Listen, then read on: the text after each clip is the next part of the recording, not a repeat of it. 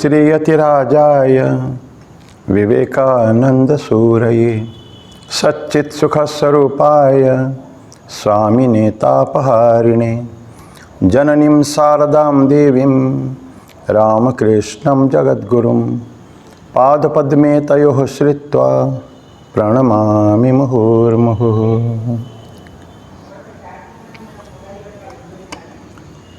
भगवान श्री रामकृष्ण देव, भगवती माँ शारदा जी और स्वामी जी को मेरा प्रणाम अर्पित करता हूँ और आप सभी को भी मेरा प्रणाम।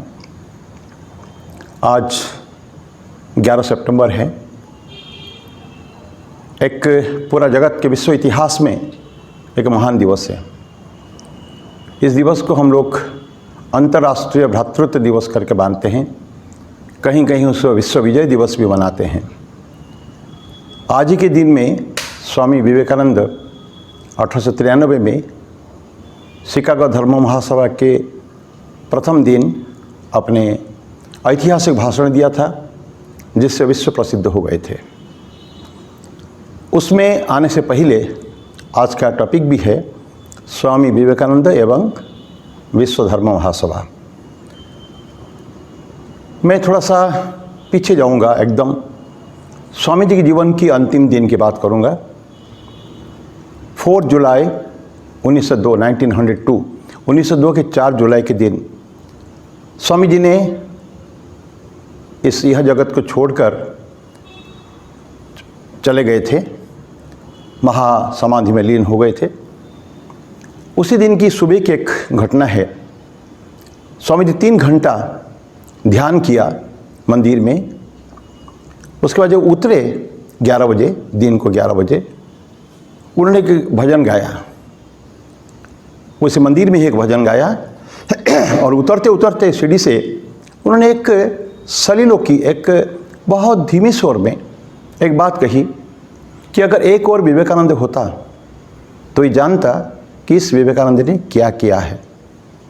लेकिन समय आने पर सैकड़ों विवेकानंद जन्म लेंगे। इस बात को उनके गुरु भाई स्वामी प्रेमानंद ने सुना और सोचने लगे, नरेंद्र ऐसी बातें क्यों कही? अभी तो हैं, एक और विवेकानंद होता तो इस विवेकानंद ने क्या किया उसको जानते, ऐसी बातें क्यों कही? वो छोड़ दिया उस बात को।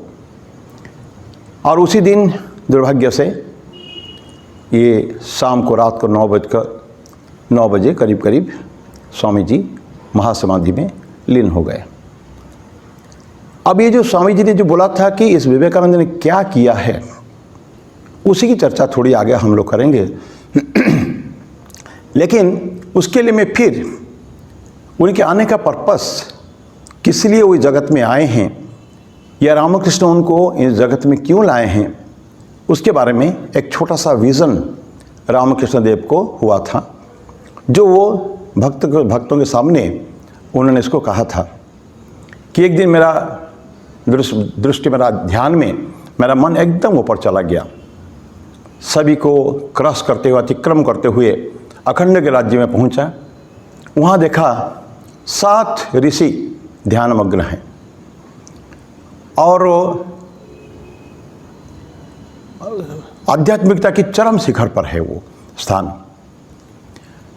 उसमें से ठाकुर बोलते हैं कि मैं देख रहा हूँ कि एक उस अखंड की सत्ता से एक छोटा सा बालक शिशु पैदा हुआ और एक ऋषि के पास जाकर उसके गले में हाथ डालकर उसने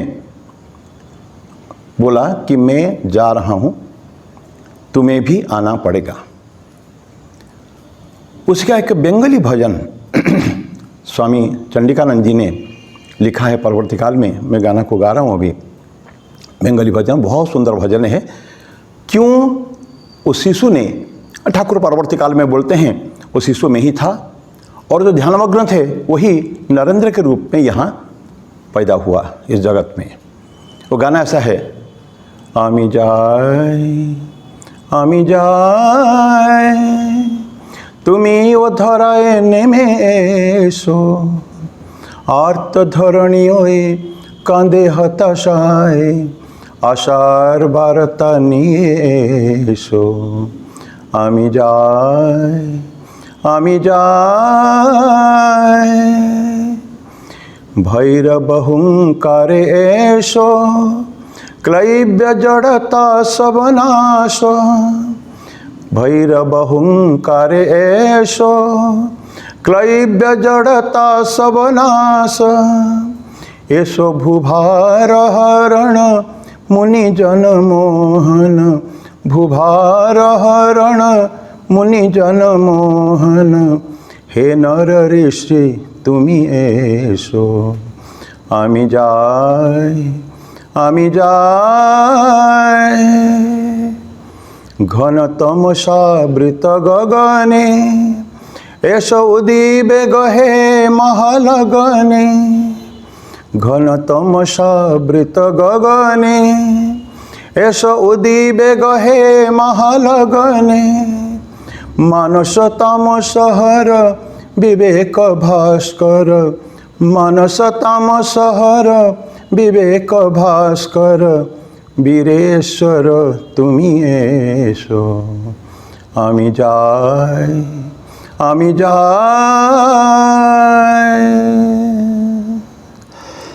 ये गाना में कहते हैं मैं जा रहा हूँ तुम भी आओ। तुम भी वो धराए ने में ऐसो, तुम भी धरा में आ जाओ। और बोलते हैं कि अंधकार चारों तरफ है, तुम आशा का वार्ता लेके आओ। आशा चारों तरफ घोर निराशा है, तो उसके अंदर तुम आशा वार्ता नहीं है। सो भैरव हुंकार ऐसो, हुंकार करके साइलेंटली नहीं, ये होल जगत जानना चाहिए तुम आए हो। भैरव हुंकार ऐसो क्लैब्य जड़ता सबनाश। क्लीवता जो उनका तमस छा गया था और अंधकार चारों तरफ था, उसको तुम नाश करना है। क्लैब्य जड़ता सबनाश। ऐसो भूभार हरण मुनि जन मोहन। भूभार धरा का भार हरण करने के लिए तुम आना है। और मुनि जन मोहन, सभी के लिए तुम मोहन रूप में आओगे तुम। हे नर ऋषि तुमी ऐसो। देन घन तमसावृत गगने, आसमान पूरा छाया हुआ है अंधकार से चारों तरफ। घन तमसावृत गगने ऐसो उदीबे को हे महालगने। ये ठीक ठीक समय है, ये महालग्न है, तुम आ जाओ। मानस तामस हर विवेक भास्कर। और सबके मन में जो तमस, वो बहुत इम्पोर्टेंट है कि सभी हम लोग तमस में छाए हुए थे। होल भारतवर्ष तमस में छाया हुआ था।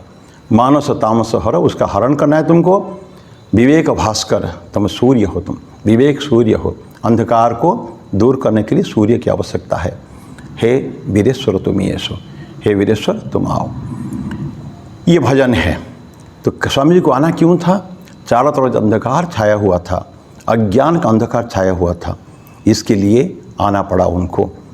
हम भगवान कृष्ण की गीता में उक्ति है, यदा यदा हि धर्मस्य ग्लानिर्भवति भारत अभ्युत्थानम अधर्मस्य तदात्मानं सृजाम्यहम् परित्राणाय साधूनां विनाशाय च दुष्कृतां धर्म संस्थापनार्थाय संभवामि युगे युगे। विशेष करके स्वामी जी को, विवेकानंद को धर्म की स्थापना करनी थी उनको, और ये हम जानेंगे आगे चल के कैसे उन्होंने किया है। अब हम सीधा आते हैं। स्वामी नरेंद्रनाथ दत्त दक्षिणेश्वर में एक दिन रामकृष्ण देव बोल रहे हैं, उपदेश दे रहे हैं भक्तों को। उसके दौरान उन्होंने कहा है शिव ज्ञान से जीव सेवा। वैष्णव धर्म के 3 तत्वों को समझाते हुए वो बोलते हैं कि एक थर्ड तत्व जो है जीवे दया, वैष्णव पूजन, उसके बाद थर्ड में बोलते हैं कि जीवे दया, नामे रुचि, वैष्णव पूजन, और थर्ड है जीवे दया। जीवों में दया करना है। लेकिन इमीडिएटली तत्क्षणात समाधि में जाते हैं और व्युत्थान अवस्था में आकर बोलते हैं जीवे दया, तुम कौन है? तुझ सला कीटाणु कीट, तुम जीव के ऊपर दया करने वाला तुम कौन हो? नहीं, जीवे दया नहीं, शिव ज्ञान से जीव की सेवा। ये जो सभी वहाँ थे लोग उपस्थित, अनेक भक्त थे, लेकिन नरेंद्रनाथ ने सुना और ठीक ठीक उन्होंने सुना है, अपने जहन में, अपने दिमाग में ले लिया उन्होंने कि शिव ज्ञान से जीव की सेवा करना है, एक महान धर्म है। वो बोलते हैं, आज गुरुदेव ने कितनी सुंदर बातें कही है, जंगल के वन के वेदांत को लाके हमारे बीच में उन्होंने रख दिया है। और उसी दिन से मन में रहा और कहा उन्होंने, अगर मेरा वश चले तो इस बात को मैं प्रतिपादित करके कि सत्य को उपस्थापित करके सारा समाज के सामने मैं रखूँगा। शिव ज्ञान से जीव की सेवा कैसे होती है भगवान समझकर हम केवल सेवा नहीं करेंगे, पूजा करेंगे। परवर्ती काल में स्वामी जी बोलते हैं पूजा मानव की ईश्वर रूप से पूजा, ये उनके मन में था। घटना आगे बहुत बढ़ता है। भगवान श्री रामकृष्ण देव महासमाधि लीन हो जाते हैं 1886 में। स्वामी जी निकलते हैं परिव्रज्या में। भारत के बारे में उन्होंने सुना था, नग्न, दरिद्र, अत्याचारित, प्रताड़ित, निष्पेषित जो लोग हैं, गरीब लोग हैं, अनेक है, करोड़ों में है। और भारत के नग्न सत्य को उनको देखना चाहते थे वो। तो पूरी भारत की परिव्रज्या करने के लिए कल्पना मन में लेकर 1890 में स्वामी जी निकले। स्वामी जी निकलकर बहुत सारे स्टेट होते हुए फाइनली कन्याकुमारी में पहुंचते हैं 1892 की 1890 जुलाई में निकले हैं। और बहुत सारे स्टेट में हुए, उत्तर प्रदेश, राजस्थान और आगे महाराष्ट्र, गुजरात, बल्कि होते फाइनली 1892 के दिसंबर 24 तारीख को कन्याकुमारी में पहुंचते हैं। लेकिन इस दौरान अनेकों राजाओं के महल में भी रहते हैं और लाखों गरीबों की कुटिया में रह के उनके दुख दैन्य देखते हैं, दुख दुर्दशा देखते हैं। वो मन उनका शांत हो जाता है। कितनी बार स्वामी जी रोए हैं उसका कोई ठिकाना नहीं है। जब कन्याकुमारी में पहुंचते हैं तो क्या देखे हूँ, जो उनका कष्ट जिनके बारे में सुना था वो उनको देखते हैं और ये भी देखते हैं उन लोगों को मदद करने वाला कोई नहीं है। They are helpless people. ऐसे लोगों को बड़े तथाकथित धनिकों से कोई कुछ नहीं मिलने वाला है उनको। अत्याचारित सभी जगह है वो। तो छुआछूत के भाव तो उस समय था ही। तो आके कन्याकुमारी में पहुंचकर स्वामी जी बहुत अशांत मन है। माता कन्याकुमारी के जो टिप समुद्र के किनारे उनका जो मंदिर है, वह मंदिर में जाके प्रणाम करते हैं और एकदम मन को शांति होती है उनको। लेकिन बाहर निकलकर वो देखते हैं कि शिलाखंड, अब तो स्वामी जी के मेमोरियल वहाँ बन चुका है, स्मारक। उस समय तो कुछ भी नहीं था। क्यों उनके एक अदम्य उनके मन में इच्छा हुई कि वहाँ मुझ को जाना चाहिए। What for he did not know, वहाँ जाना है। और इतिहास कहता है कि उनके पास एक फुट्टी कौड़ी नहीं नाविक को देने के लिए, तैर कर उस इन्फेस्टेड, जो शार्क इन्फेस्टेड वाटर, जहाँ जलचर बहुत जंतु है, लेकिन अपने जीवन को ना करके, चिंता ना करते हुए तैर कर स्वामी जी जाते हैं और 3 दिन 3 रात वहाँ बैठते हैं। और क्या देखते हैं वो, क्या ध्यान करते हैं, किसके ऊपर? उन भारत के करोड़ों नर नारियों के ऊपर, दुखित अत्याचारित नर नारियों के ऊपर। और मन में आता है इनकी प्रतिकार कैसे किया जाए, ठीक इनकी सेवा, इनकी पूजा कैसे की जाए। उसके तो धन की ज़रूरत है और हमारे तथाकथित धनिकों से धन की कोई उपाय नहीं है मिलना। तब उन्होंने जूनागढ़ में और मध्य प्रदेश के खंडवा में जो सुना था कि मुझे नहीं, वहाँ एक धर्म सम्मेलन हो रहा है, उनके भक्तों ने उनको बोला था कि स्वामी जी आपको जाना है, जाके हिंदू धर्म को प्रतिपादित कीजिए। तब उन्होंने कुछ विशेष सोचा नहीं था उसके बारे में, लेकिन अब उन्होंने तय किया कि अगर मुझे अर्थ संग्रह करना है तो मुझे पश्चिम जाना पड़ेगा। देखिए, धर्म के लिए जाना है, लेकिन मन में क्या है? प्राइमरी पर्पस है अर्थ संग्रह करना है। धन उस समय मुख्य हो गया था, गौण हो गया था धर्म। लेकिन आगे चल के इतिहास ये होता है, एक चक्र ऐसा घूमता है कि धर्म ही फर्स्ट हो जाता है, धन भी रहता है साथ साथ में, धन की संग्रह की जो इच्छा उनकी रहती है, लेकिन मेन हो जाता है धर्म। तो इस तरह करके फिर वापस आते हैं मेनलैंड में, मद्रास में आते हैं। बहुत घटनाएं ऐसे आगे होती है। ही वेट्स, रामकृष्ण देव का आदेश उनको मिलना चाहिए और एक विज़न में देखते हैं वो, एक दृष्टि सपने में कि रामकृष्ण देव समुद्र के ऊपर चले जा रहे हैं पैदल और नरेंद्र को पीछे मुड़ कर बुला रहे हैं। तो समझ लिया कि मुझे सागर पार करना है। माँ को कभी पत्र लिखा था, माँ शारदा को, उनका भी आशीर्वाद आ जाता है। और स्वामी जी ठाकुर का विज़न, माँ का आशीर्वाद लेकर फाइनली 31 मई को मुंशी जगमोहन लाल आए थे, खेतरी महाराजा के मुंशी। वो फिर टिकट फिर खरीद लिए, कपड़े खरीद दिए, पैसे की जुगाड़ हो गई। बहुत बड़ी इतिहास है, लंबी इतिहास। फाइनली 31 मई को 1893 को स्वामी जी शिकागो के लिए बॉम्बे से रवाना होते हैं। जापान और सिंगापुर वगैरह होते हुए 25 जुलाई को स्वामी जी पहुंचते हैं वैंकूवर में। कनाडा में एक वैंकूवर पोर्ट है, वहाँ पहुंचते हैं। वैंकूवर में जाकर वो वहाँ से फिर उनको शिकागो जाना है, क्योंकि धर्मसभा शिकागो में होना है। 5 दिन को रेल जर्नी लगता है। तो थर्ड ये जो जाते हैं 5 दिन के बाद फाइनली जुलाई 30 को स्वामी विवेकानंद शिकागो में पहुंचते हैं।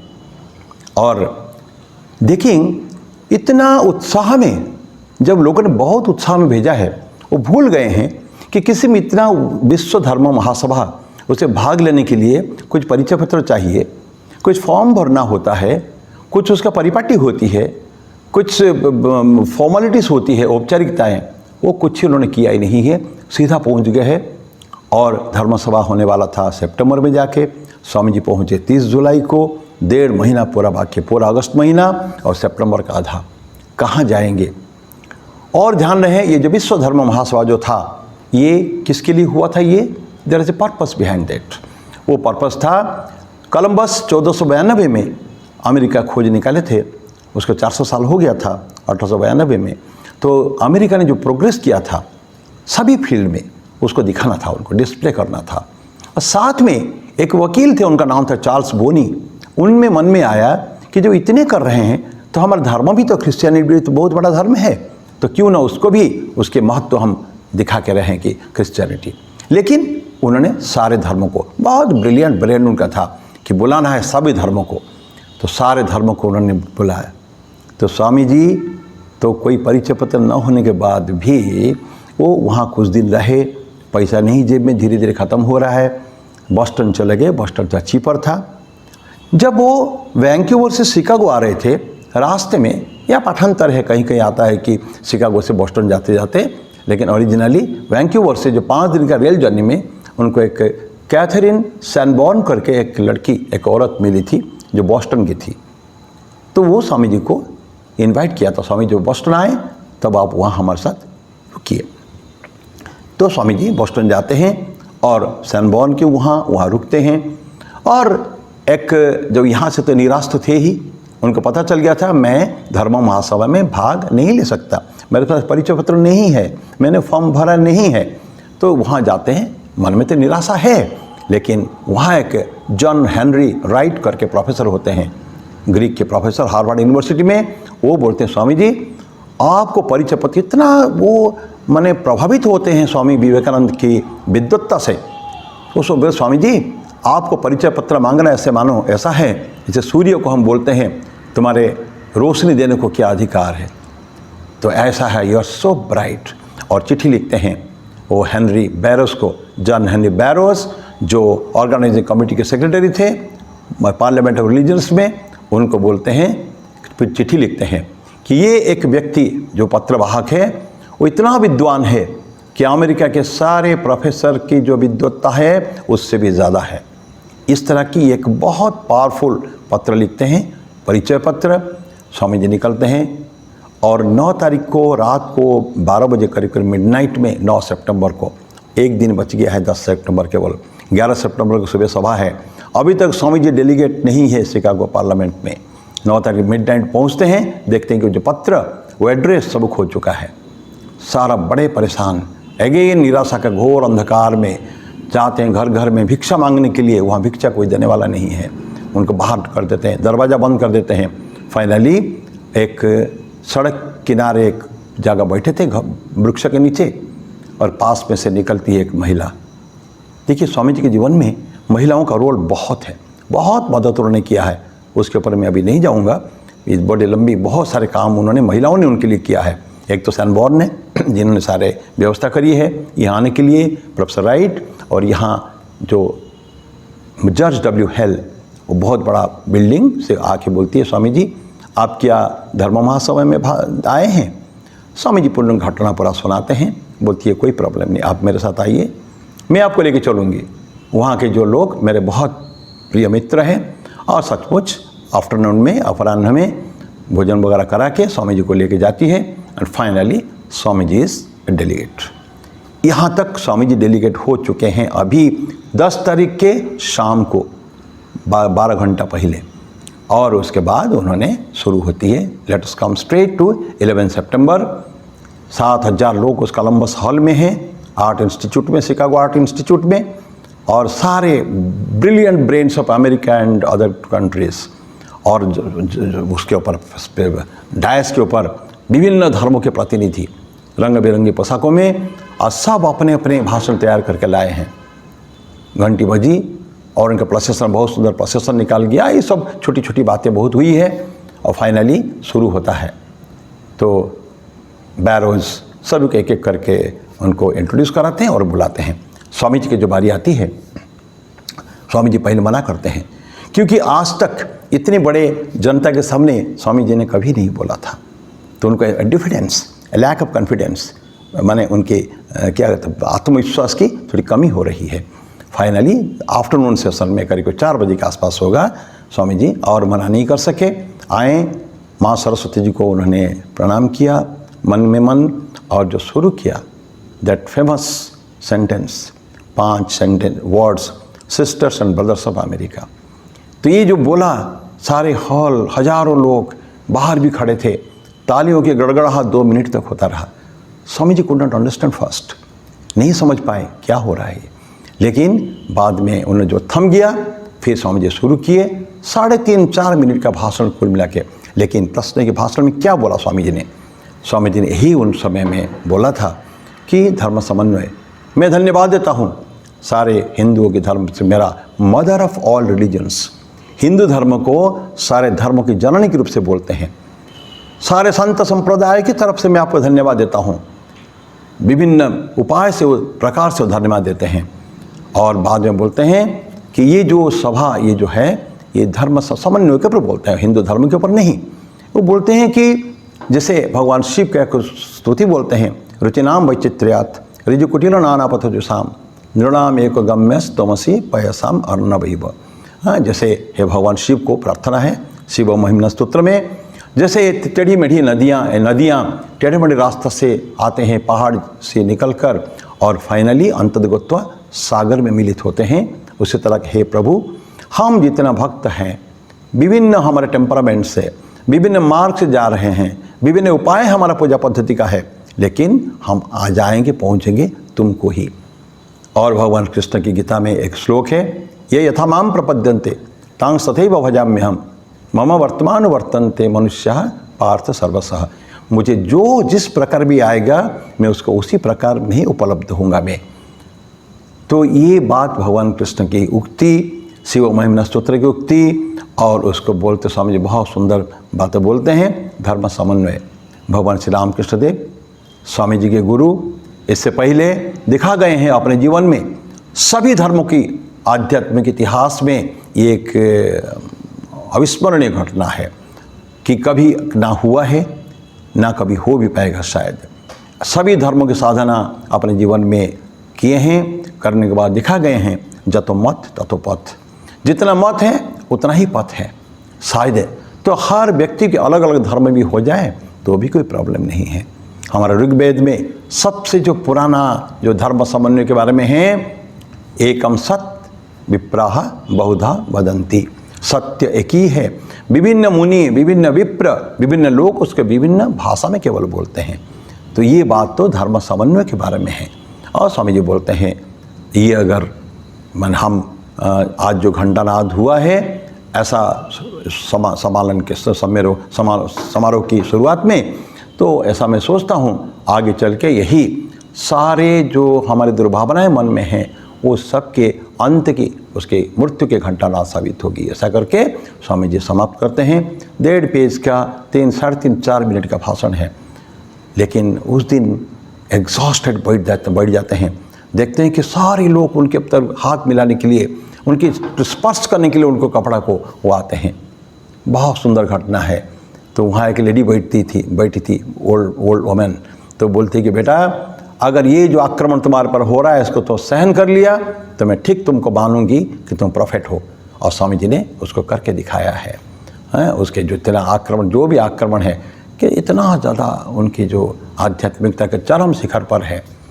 तो ये जो 2 मिनट की जो तालियां बजी, उसके बारे में स्वामी जी को पूछा गया था। स्वामी जी ने बोला था कि मेरा जो ब्रह्मचर्य, मेरा जो पवित्रता, मेरा हृदय से मैं उसको बोला था मैंने कि मैं सच सच सभी को भाई और बहनों ऐसा माना था, मैं केवल जुबान से नहीं बोला था। ये आगे की घटना है। तो ये पहला दिन की भाषण था। वो बाद में 5 भाषण और होते हैं। वो व्हाई वी डिसएग्री, हम क्यों आपस में मिल नहीं पाते हैं, जैसे मेढक जैसा हम अपने अपने कुआं में बैठे हैं, लगता है कि हमारा ही कुआं सबसे बड़ा है। और हिंदू धर्म के ऊपर 19 तारीख को भाषण उन्होंने दिया है, बहुत लंबा है, पढ़ा। जीवन में एकमात्र भाषण जो स्वामी जी बना के पढ़े हैं वो है हिंदुइज्म के ऊपर 19 सितंबर 1893 को। उसके बाद 2 भाषण और दिया है। हम अभी अंतिम भाषण में आते हैं 27 तारीख को 27 17 दिन की ये सम्मेलन के बाद 27 तारीख को अंतिम सेशन में स्वामी जी बोलते हैं कि ये धर्म महासभा मैंने अगर हमको कुछ सिखाया है तो ये सिखाया है कि पवित्रता और ये नैतिकता ये कोई विशेष एक धर्म का अपनी बपौती नहीं है, एकाधिकार नहीं है। सभी धर्मों ने विभिन्न समय में बहुत महान व्यक्तियों को जन्म दिया है। इसके बावजूद कोई अगर ये बोले कि मेरा धर्म रहेगा बाकी धर्म नाश हो जाएगा, तो मैं हृदय के अंतस्थल से उनके प्रति दया करता हूँ और ये बोल देना चाहता हूँ, upon the banner of every religion will soon be written, हर धर्म के पताका पर लिखा रहेगा हेल्प एंड नॉट फाइट, मदद करो, लड़ना नहीं। एसिमिलेशन नॉट डिस्ट्रक्शन, एसिमिलेशन परभाव ग्रहण, परभाव का विनाश नहीं। Harmony and peace and not dissension, harmony धर्म समन्वय एवं शांति, कलह नहीं। इस तरह की अंतिम सेंटेंस के साथ स्वामी जी उसको समाप्त करते हैं। 6 भाषण स्वामी जी ने दिया है, अन्य और जगह में भी स्वामी जी ने भाषण दिया था। और उसके बाद पहला दिन के बाद ही 12 सितंबर की सुबह चारों तरफ अमेरिका में स्वामी जी के बड़े बड़े फोटो चारों तरफ लगा गया, लाखों में पोस्टर्स, और रातों रात स्वामी जी विश्व प्रसिद्ध हो गए हैं। उसके बारे में अभी चर्चा नहीं कर पाएंगे हम लोग। उसके बाद स्वामी जी करीब 3 साल अमेरिका में रहते हैं। ये 93 की घटना है। 96 में स्वामी जी भारत पहुंच जाते हैं। इसके बीच में अमेरिका में बहुत काम उन्होंने किया है, शिविर लिए हैं, हज़ारों शिष्य बनाए हैं, सेंटर बनाए हैं, केंद्र बनाए हैं काम करने के लिए। भारतीय ये जो धर्म, ये जो हमारा अध्यात्म जो जिससे बहुत प्रभावित हुए थे वेस्टर्न अमेरिका के लोग, स्वामी जी चाहते थे उसकी एक पक्का बेस हो। तो उसलिए उन्होंने उनके गुरु भाइयों को बुलाया था। बहुत बड़ी घटनाएं हैं। और लंदन आए 1895 में, एंड उनका बहुत बड़ी गिफ्ट लंदन की तरफ से उनको मिला था सिस्टर निवेदिता, मार्गरेट है उसके नाम रूप से। निवेदिता तो बाद में बनी है वो। तो वो मार्गरेट उनको मिली थी एक गिफ्ट। बाद में स्वामी जी के पास आए और बाद लंदन से, अमेरिका से बहुत लोग आकर मदद किए। लेकिन अमेरिका से तो आ गए। 15 जनवरी को 1897 स्वामी जी आ गए सिलोन में से। वहाँ उन्होंने जहाँ जहाँ गए ऐतिहासिक उनको स्वागत किया गया, लाइक ए हीरो। इतना बड़ा स्वागत तब तक कभी इतिहास में दिखाई नहीं गया था। लाखों लोग उनके लिए, और घोड़ा गाड़ी में जो बैठने वाले थे वो राजा लोग जो वहाँ के हैं, वो घोड़ा को निकाल के अपने कंधे पे, आप कल्पना करिए रामनाथ के राजा, उस राजा हैं, तो सब अपने घोड़ा को निकाल के खुद स्वामी जी की गाड़ी को, रथ को खींच के ला रहे थे। मैंने such great respect for him. और स्वामी जी ने एक बहुत भाषण दिए हैं विभिन्न जगह में, रामनाथ में, क्या बताओ, उसके बाद मद्रास में 5 भाषण उन्होंने दिया है, बहुत फेमस। उसके बाद बहुत काम किया उन्होंने, बहुत सारे लोगों को, लाखों लोग उनमें आए उसमें। फाइनली स्वामी जी को जाना था कहाँ, 9 दिन रहे थे मद्रास में, फरवरी 6 से फरवरी 14, 1897। आज उसका नवरात्रि मानते हैं। प्रतिवर्ष वहाँ विवेकानंद नवरात्रि मनाया जाता है हर साल। शिकागो अपने चेन्नई सेंटर हमारे मनाते हैं। तो उसके बाद स्वामी जी कोलकाता आए, सारा भारत में घूमे, अल्मोड़ा तक जहाँ जहाँ गए उन्होंने भाषण दिया। और मई 1 को उन्होंने रामकृष्ण मिशन की स्थापना की बलराम बोस के घर में। और वही रामकृष्ण देव की जो बातें थी ना, शिव ज्ञान से जीव की सेवा, उसी को आधार मानते हुए रामकृष्ण मिशन की स्थापना की। रामकृष्ण मठ की स्थापना ठाकुर ने कर दिया था इनफॉर्मली, बहुत पहले जनवरी 12, 1886 को काशीपुर में। लेकिन आज 1897 1 मई को रामकृष्ण मिशन की स्थापना की और उसका मोटो दिया गया आत्मन मोक्षार्थम जगत हिताय च, अपनी मुक्ति के लिए भी और जगत का कल्याण के लिए भी। बहुजन हिताय बहुजन सुखाय, सर्वजन हिताय सर्वजन सुखाय, ये स्वामी जी की कामना थी। आज रामकृष्ण मिशन फूल फल रहा है। फिर निवेदिता आई, बहुत सारे उसका जो स्वामी जी का जो आफ्टर इफेक्ट है ज़बरदस्त हुआ भारत के ऊपर।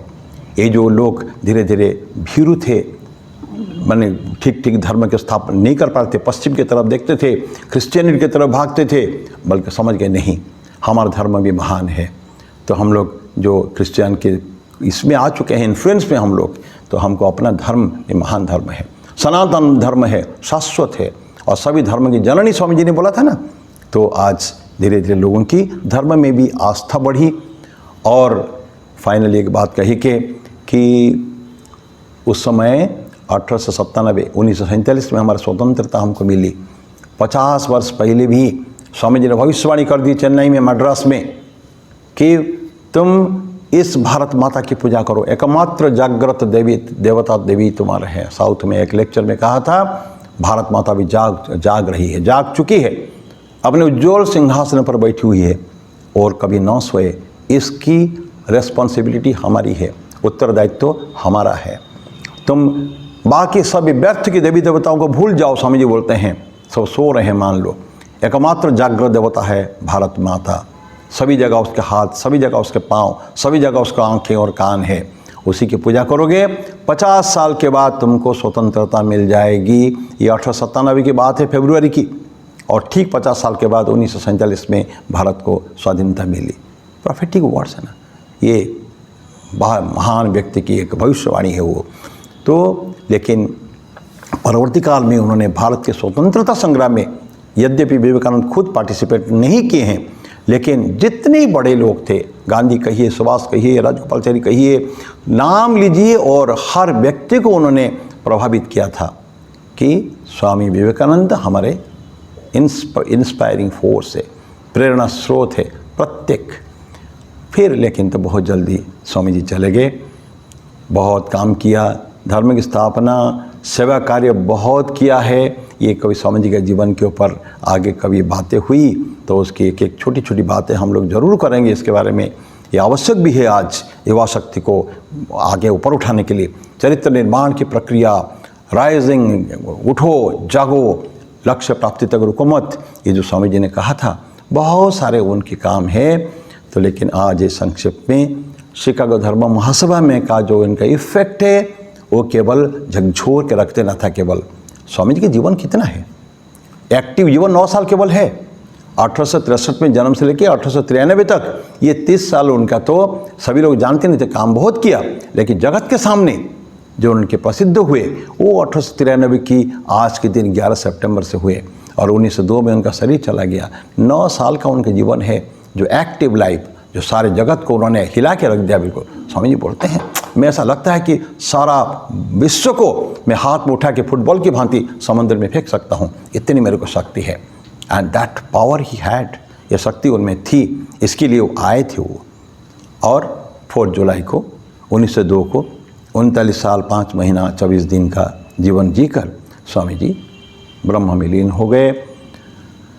आज का दिन महान दिन है, मैं सभी को बधाई देता हूँ इसके लिए। मेरी ओर से आज का दिन विश्व विजय दिवस है, स्वामी जी विश्व विजयी विवेकानंद। और ये धर्म की बारे में उनको कहा जाता है कि आज ये भ्रातृत्व दिवस है, अंतर्राष्ट्रीय भ्रातृत्व दिवस। मैं पुनः सबको शुभकामनाएं देते हुए और स्वामी जी को मेरा प्रणाम अर्पित करते हुए आशीर्वाद दें हमको स्वामी जी सभी को कि हम भी उनके पथ में अग्रसर होने के लिए रखें, साहस, सामर्थ्य, शक्ति हम लोग रखें। इसके साथ में आज को मेरी वाणी को विराम देता हूँ। हरि ओम तत्सत। ओम शांति शांति शांति। हरि ओम तत्सत। श्री राम कृष्णार्पणमस्तु। मनो चलो निज निकेतने, मनो चलो निज निकेतने, সংসার বিদেশে বিদেশীর বেশে ভ্রম কেন অকারণে সংসার বিদেশে বিদেশীর বেশে ভ্রম কেন অকারণে মনো চলো নিজ নিকেতনে মনো চলো নিজ নিকেতনে